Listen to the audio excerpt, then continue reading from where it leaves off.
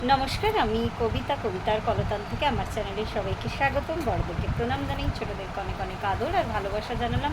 আমি এখন চলে এসেছি আমরা সকলের আজকের বিষয় নিয়ে। আজকের বিষয় দিদি রঞ্জনাদি দিয়েছেন। আচ্ছা, সকলকেই জানাই আগে শুভ পঞ্চমী। আজকে চতুর্থী। আজকে এবারে এত মানে আর কি দিনগুলো এমনভাবে পড়েছে না, মানে ভীষণ গুলিয়ে যাচ্ছে। তো শুভ চতুর্থীর শুভেচ্ছা জানালাম সবাইকে। আমি একটুখানি ঘুরু করতে ঠাকুর দেখতে বেরিয়েছিলাম, বাড়ি চলে এসেছে। এখন বাজে 8:15।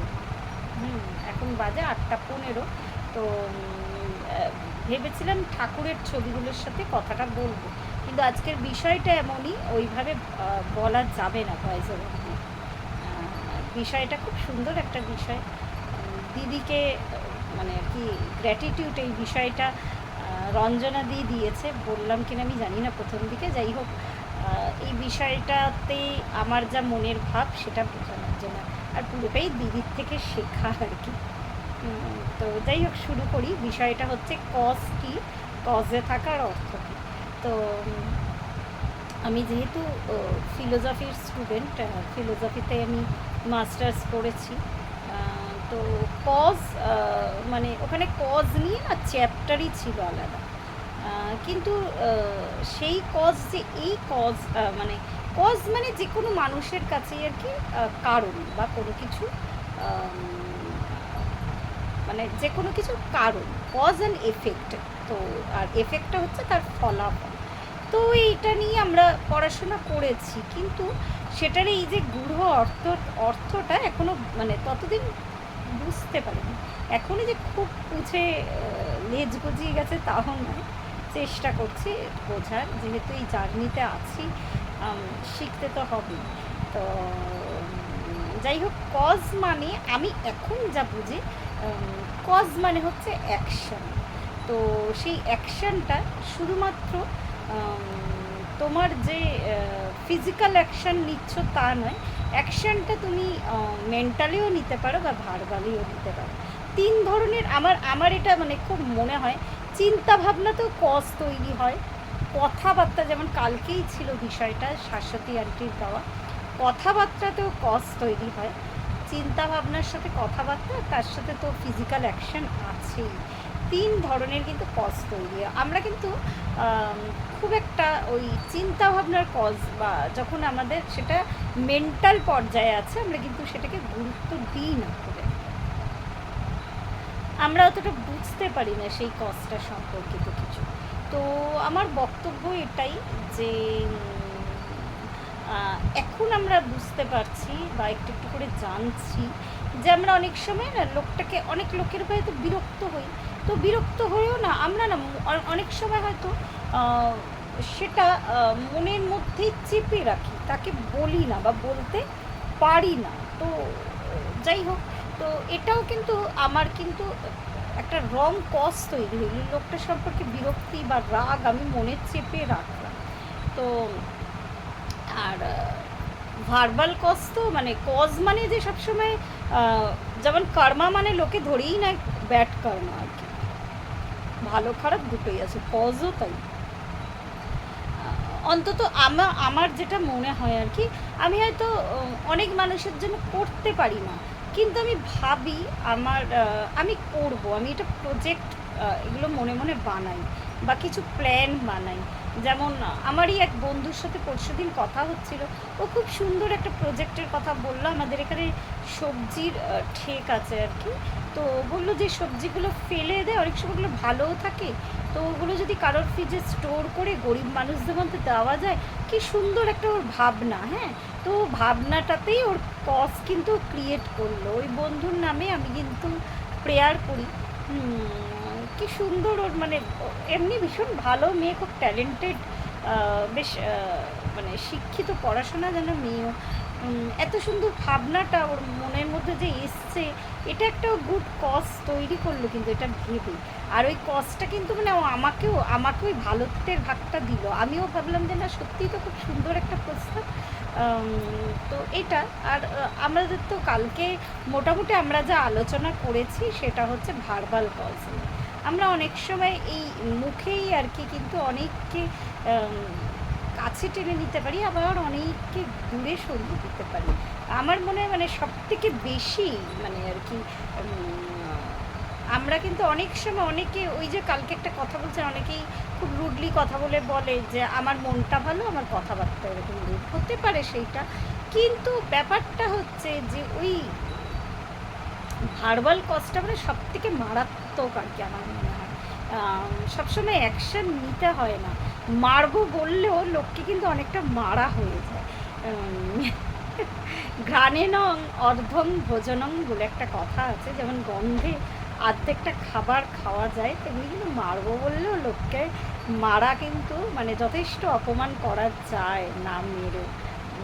তো এটা তো মানে সত্যি কথা, ভার্বাল কজ আমরা প্রত্যেকেই জানি, আমরা প্রতিনিয়ত এইভাবে কিন্তু ক্রিয়েট করি চিন্তা ভাবনায় আমাদের বাচিকভাবে। আর অ্যাকশান তো আছেই, মানে অ্যাকশানের বা ফিজিক্যাল কজ তো মানে সব থেকে মানে মানে কী বলবো উঁচু পর্যায়ের কজ। আমি যদি একটা কাউকে সামনে গিয়ে হেল্প করতে পারি, একটা পড়ে যাওয়া মানুষকে যদি হাত ধরে টেনে তুলতে পারি তার সামনে থেকে, তার মতো কজ তো আর কিছু হয় না। সেটা সব থেকে বড় কজ, সেটা সব থেকে বেশি আমার কর্মাকে মানে আমার মানে কি বলবো, আমার গুড ফরচুন জমা হয় সেই কজের ক্ষেত্রে। আর ঠিক তেমনই যখন আমি ফিজিক্যালি কাউকে যা আজকাল হচ্ছে মানে আমার বলার ভাষা নেই আর কি, চারিদিকে যা আমরা দেখতে পাচ্ছি, মানে কি বলবো, আমরা সাধারণ মানুষ তো আমরা এই দুটো কজে মোটামুটি আমরা কিন্তু আটকে থাকি। একটা হচ্ছে মেন্টাল আর একটা হচ্ছে ভার্বাল। তো আমরা খুব একটা ফিজিক্যাল অ্যাকশন কিন্তু অনেক সময় যে বলি খুব বদমাইশ মানে বলতাম, মানে কিছুদিন আগেও মানে এগুলো অভ্যাস ছিল আর কি, এই সময় ইয়ার্কি করে বলি ওকে মারা উচিত মানে এরকম। বা এখন যা ঘটনা ঘটছে লোকে বলছে ফাঁসি হওয়া উচিত। তো এই আমি আর মানে এত ডিটেলে যাচ্ছি না।